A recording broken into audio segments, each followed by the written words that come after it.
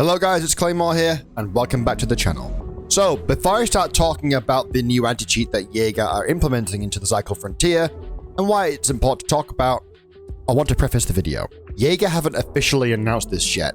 The information we got about this was unfortunately leaked by an unknown source, but before I even wrote the script of this video after finding this out, I made an effort to reach out to Toast, the lead anti-cheat dev.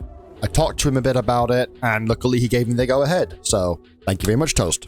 Love ya.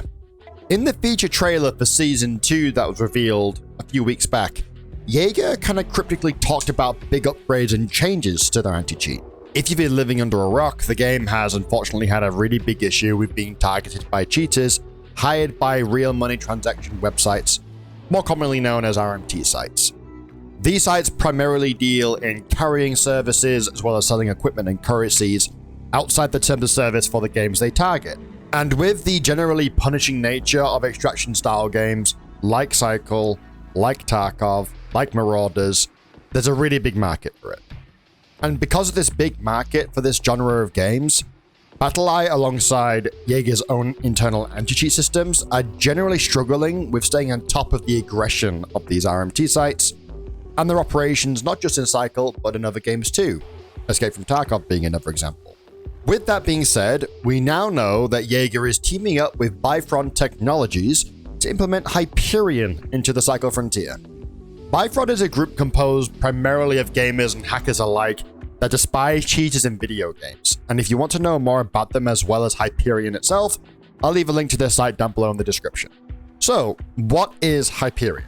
Hyperion is advertised as an anti-tamper and anti-reverse engineer program. It specializes in preventing dynamic code analysis, which is used to discover vulnerabilities in applications, and also specializes in static code analysis prevention, which is a debugging method to identify source codes. To put these things into layman terms, Hyperion essentially makes it more difficult for hackers to figure out ways to get past existing anti-cheat systems in place. So, why is this a good thing against RMTers? I could go on for another entire video talking about RMT as a whole, but as it stands currently, there's no real way to meaningfully combat and punish RMT sites. With the money and resources at their disposal, the only real solution we're left with is making their jobs as difficult as humanly possible. In this case specifically, making it more difficult for the cheaters who kill legitimate players for the loot and gear, or otherwise just farm the gear by using cheats, to then distribute it to paying customers. When a service becomes more difficult or the supply becomes thinner for the demand, in any transaction or trade, the prices are forced to go up to compensate, ergo, the amount of willing payers goes down. It's important to remember too that RMTers always go where money is to be made. That's the entire point of the trade. They're a business after all. Alongside keeping their own systems updated, keeping their staff and hires paid, they still have to turn a profit at the end of the day. Now, for some closing thoughts on this.